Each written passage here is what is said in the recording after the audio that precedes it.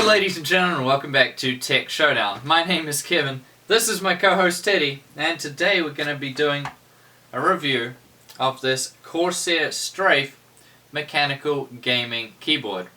Now super quickly before we jump into it, there's a few changes happening in my life, quite a few of them, quite big. I should be able to give you more details in the next video or the video after that. Now let's look at this keyboard then. So first thing is the design. So you might think, well, this looks kind of similar to the K70, and you would be right. However, you'll notice that this is plastic where the K70 had metal, so that's probably the first big thing you notice about the Strafe over the K70. Not only that, but it looks more standard to me. That's how I would put it. It just looks a bit more like the K70 stood out a bit more.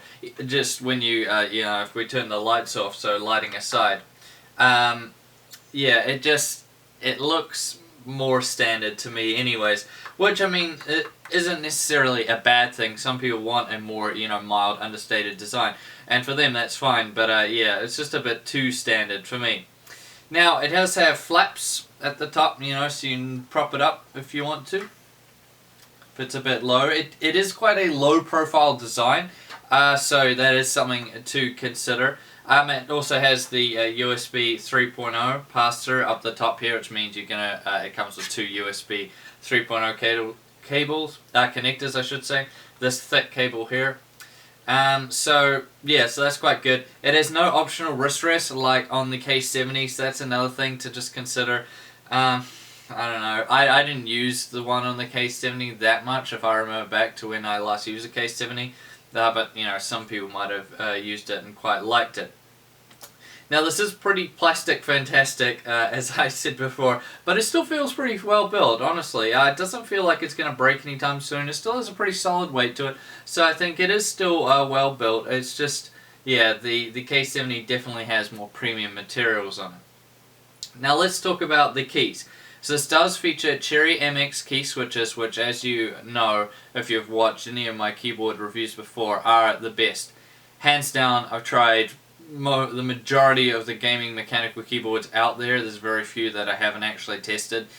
And the Cherry MX keys are the best. I've tried all the new ones from the different manufacturers, and none of them are as good as Cherry MX. The Roma Gs are pretty good.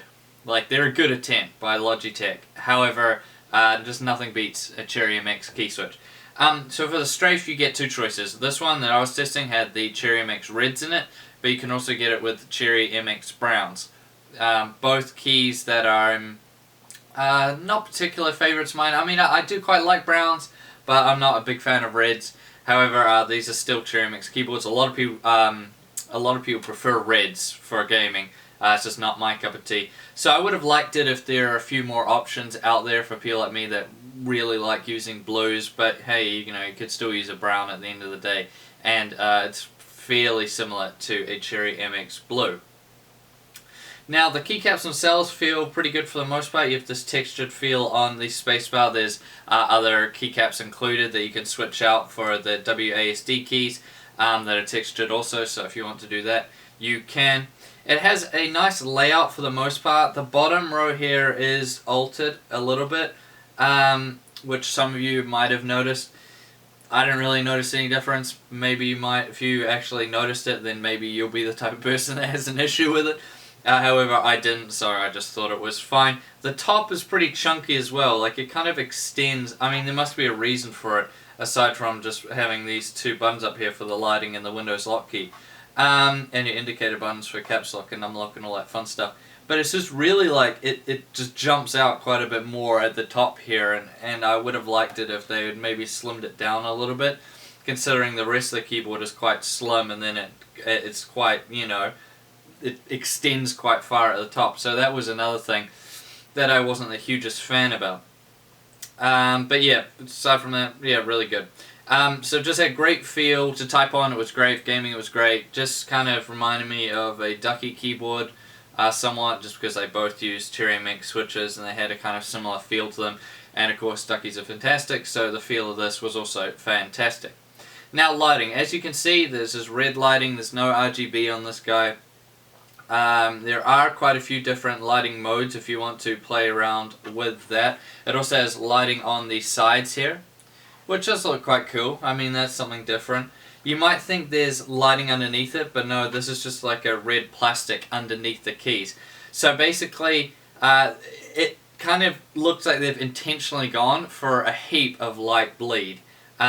Because they put this red base on it, which kind of just reflects the light bleed, and of course the design being low profile, so the keycaps are quite far extended.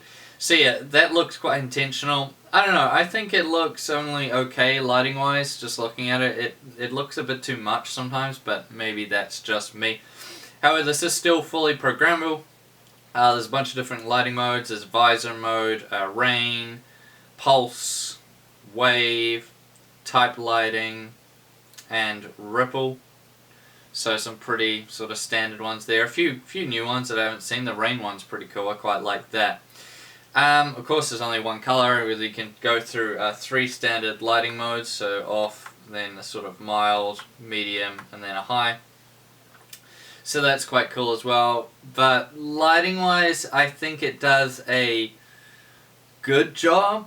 We'll put it as good. Nothing great. It's definitely not bad, but things like the, K70 RGB, which is significantly more expensive, I do know this, but the K70 RGB, the lighting looks like a million times better, so that is just something to keep in mind, that lighting is not a strong point on this keyboard. Now as far as features go, the software is Corsair's Q software. Oh my god, it is just so complicated. You might remember back to when, when was the first time I did it? When the first time I reviewed this software, it would have been like a year and a half ago or a year ago. And I was saying even back then how obscenely complicated it is, and then you pretty much have to read the manual. And the manual's like 70 pages, so it's like, oh my god, if you actually make it through it, you deserve a medal. It's just ridiculously complicated. It is so hard to use. You need to watch like a YouTube tutorial before you can use software. So insanely complicated. You can do whatever you want in it, so it's definitely fully customizable, and this keyboard is fully programmable. You can set whatever you want for it. However, and you can set macros however you like as well, but it's just too complicated. Corsair really needs to make it more simple. I just find it much, much too complicated, and plenty of other people have also been complaining about it being too complicated as well, so I know I'm not the only one. So that brings us now to the conclusion. So what do I make of the Corsair Strafe? So I think it has a fairly solid design. It's plastic, fantastic, but it still feels well built. And the keys and the layout are really good. Cherry Max key switches are the best, so that's always really good to have them. Lighting wise, I think it's pretty average. I mean, it comes with a lot of modes, but I just don't find it particularly appealing, but it's not necessarily that bad.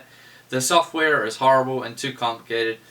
And just in general, for the consumers out there, if you're looking for a new mechanical keyboard, maybe you're looking to upgrade or just interested in this guy, I think, in New Zealand anyway, I think it's placed fairly well in terms of Corsair's lineup of keyboards. It's slightly cheaper, I believe, for the most part, than the K70, the normal K70, and it's quite a bit cheaper, in some cases 100 New Zealand dollars cheaper than the K70 RGB, which is quite an expensive mechanical keyboard. However, that's just when you compare it to what's in the Corsair lineup. When you look at what it compares to with from other manufacturers, you'll see that it doesn't really compare, to me anyways. So at Playtech, you can get a Ducky 1 mechanical keyboard, that has all the different Cherry Max switches. You can pick whichever one you want, blues, browns, reds, blacks. And they usually come with single color lighting in that, so very similar to this guy. They are $169 right now at Playtech. I believe they're on special. Now, you could also get a Shine 3, which is an awesome keyboard, really, really good. Getting a bit old now, getting on a bit, but it's still very, very good. Shine 3 is $189, and this guy is coming in at Playtech at $219.